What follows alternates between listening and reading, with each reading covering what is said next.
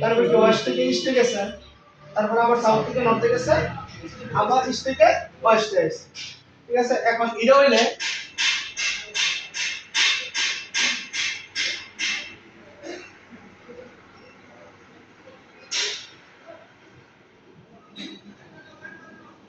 এটা যদি হয় এরকম, তাহলে দেখেন প্রথমে কি এটা কি বুঝাইছে,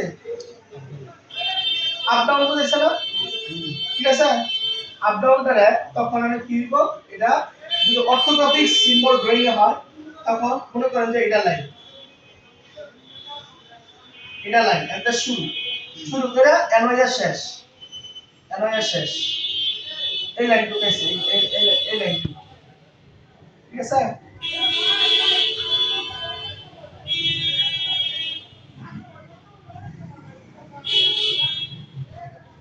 আর এই লাইনটুকু আছে, বুঝছেন?